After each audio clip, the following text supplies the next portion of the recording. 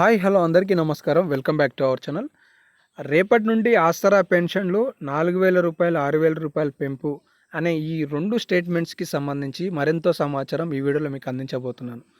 రేపటి నుండి ఆసరా పెన్షన్లు అంటే తెలంగాణ రాష్ట్రంలో కొత్త పెన్షన్లు ఇవ్వనున్నారా? పాత పెన్షన్లు ఇవ్వనున్నారా?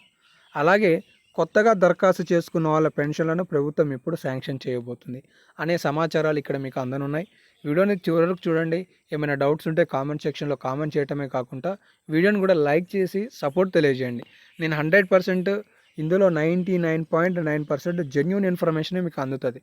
చాలామంది ఫేక్ ఇన్ఫర్మేషన్ అని చెప్పేసి అనుకుంటారు, బట్ విశ్లేషణ చేయాల్సిన స్థితి అయితే ఉన్నది. ఇక విషయాలకు వస్తే మీ అందరికీ తెలుసు, కాంగ్రెస్ పార్టీ అధికారం చేపడితే ఏం చేస్తామని చెప్పింది.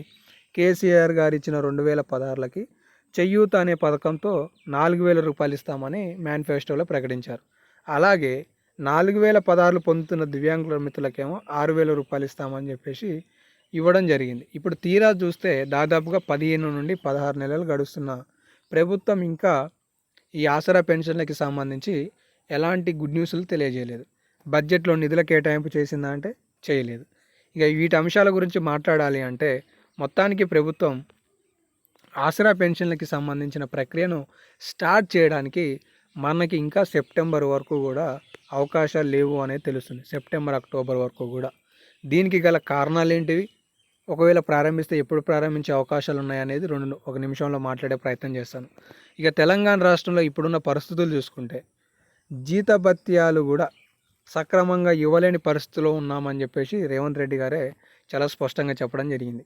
రెండో విషయం, గతంలో కేసీఆర్ గారు రైతు బంధు అనే పథకాన్ని 5,000 ప్రారంభించి 6 నెలల వ్యవధిలోనే రైతులకు ఇవ్వాలి అనే ఆలోచనతో, ఒక సీజన్కి సంబంధించిన ఆలోచనతో ఈ రైతు భరోసా, రైతు బంధు అని ప్రవేశపెట్టారు, పంట పెట్టుబడి సాయం. కాంగ్రెస్ పార్టీ వచ్చిన తర్వాత ఏం కనిపిస్తుంది అంటే 5 ఎకరాల పట్టా కలిగిన రైతుకి కూడా నిధులు పడాలంటే దాదాపుగా 5 నెలల సమయం పడుతుంది. అంటే ఇక్కడ విషయం ఏంటిది అంటే ఆర్థికంగా ప్రభుత్వం నిధులను సర్దుబాటు చేయలేని పరిస్థితిలో కనిపిస్తుంది అనేది ఇక్కడ మనం పరిశీలన చేసుకోవాలి. ఇక మూడోది, 20 లక్షల ఇండ్లను 5 సంవత్సరాలలో నిర్మిస్తామని చెప్పేసి ప్రభుత్వం చెప్పింది. ఇప్పటికే దాదాపుగా రాష్ట్ర ప్రభుత్వం పార్టీని ఏర్పాటు చేసి అంటే అధికారం చేపట్టి 15 నుండి 18 నెలలు కావస్తుంది. కానీ తెలంగాణ రాష్ట్రంలో ఇంకా 3 లక్షల ఇండ్లను కూడా ప్రభుత్వం నిర్మించలేని పరిస్థితిలో ఉన్నది. అంటే ఇక్కడ చూసుకోవడానికి ఫైనల్ విషయం ఏంటి అంటే ఆర్థికంగా ప్రభుత్వం వద్ద నిధులు అనేవి సరిపడని లేవు అనేది కనిపిస్తుంది.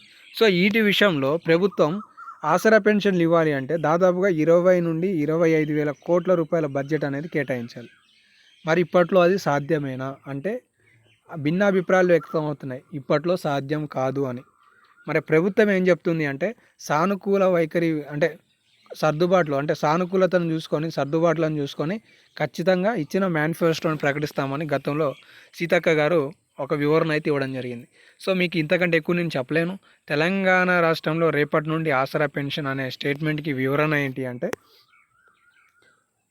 ఈ పాత పెన్షన్ 2016లో 4,016లను ప్రభుత్వం 29, 28, 30, 31 తేదీలలో లబ్ధిదారులకి అందజేయడం లాంటి ప్రక్రియలకు శ్రీకారం చుట్టనున్నట్టుగా తెలుస్తుంది. వీలైతే నెక్స్ట్ మంత్ ఫస్ట్ వీక్లో కూడా రాని వాళ్ళకి ఇచ్చే అవకాశాలు ఉన్నాయి. ఈ రూ. 4,000, 6,000 పెంపుకు సంబంధించిన అప్డేట్ ఏంటి అనేది మీరు ఈ వీడియోలో చూసుకున్నారు. ఇక బిగ్ గుడ్ న్యూస్ అప్డేట్ ఏంటి అంటే తెలంగాణ రాష్ట్రంలో మొత్తానికి సుమారుగా 50,000 నుండి 1,00,000 కొత్త అప్లికేషన్లను ప్రభుత్వం ఆమోదం తెలపబోతున్నట్లుగా అప్డేట్స్ కనిపిస్తున్నాయి. సో ఇంకేమైనా అప్డేట్స్ ఉంటే తదుపరి వీడియోలో అందించే ప్రయత్నం చేస్తాను. మన ఛానల్ ద్వారా మీరు ఇలాంటి లేటెస్ట్ అప్డేట్స్ మిస్ కావద్దు అనుకుంటే సబ్స్క్రైబ్ చేసుకొని ఫాలో అవుతుండండి. ధన్యవాదాలు.